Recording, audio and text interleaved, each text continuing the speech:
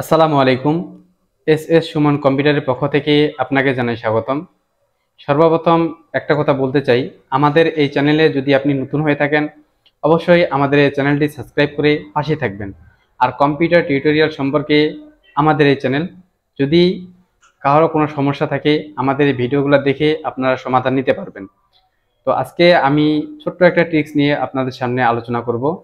তো অনেকেই ফটোশপ দিয়ে কাজ করেন, কিন্তু ফটোশপের অনেক কিছুই আপনারা বুঝেন না। তো ছোট্ট একটা ট্রিক্স, সেটা হচ্ছে যদি কোনো শ্যাডো থাকা ইমেজকে আপনি কোয়ালিটিফুল করতে চান, অর্থাৎ আপনি এইচডি করবেন, তো সেই সম্পর্কেই থাকছে আমাদের এই ভিডিও। তো সেই শ্যাডো থাকা ইমেজকে আপনি খুব সহজেই সেই শ্যাডো থাকা ইমেজকে এইচডিতে কনভার্ট করতে পারবেন। তো চলেন বন্ধুরা, ভিডিওটা শুরু করা যাক আমাদের কম্পিউটার স্ক্রিনে। কিভাবে আপনারা যে কোনো শ্যাডো থাকা ইমেজকে খুব সুন্দর ঝকঝকে পরিষ্কার করতে পারবেন, তাও আবার এক ক্লিকে ফটোশপের মাধ্যমে। তো আমরা ফটোশপটা অন করে নিলাম এবং আমাদের কাঙ্ক্ষিত ইমেজটা আমরা ফটোশপে নিয়ে আসব। তো ফটোশপে নিয়ে আসার জন্য আমরা ডাউনলোডে যে ইমেজটা রাখছি সেই ইমেজটাকে আমরা সুন্দর করে টেনে নিয়ে এসে আমাদের যেই ফটোশপ আছে সেই ফটোশপে আমরা ঢোকাই দেব।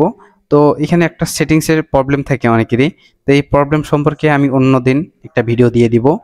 তো এখানে আপনারা ফটোশপে এনে আপনাদের ইমেজটাকে ছেড়ে দিবেন এবং খুব সুন্দর করে ইমেজটাকে দেখেন যে এখন কিন্তু একটা শ্যাডো ভাব আছে। তো আমি কন্ট্রোল এল চিপে এখান থেকে একটা কলমের মতো একটা টুলস আছে, সেই টুলসটাকে আমি ক্লিক দিয়ে আমি সেই ইমেজটার উপর ক্লিক দিব। তো ইমেজটার উপর যখনই আমি ক্লিক দিব দেখবেন যে ইমেজটা ঝকঝকে হয়ে গেল। তো ওকেতে ক্লিক দিলাম এবং দেখেন ইমেজটা আগের চেয়ে অনেকটা ঝকঝকে হয়ে গেছে।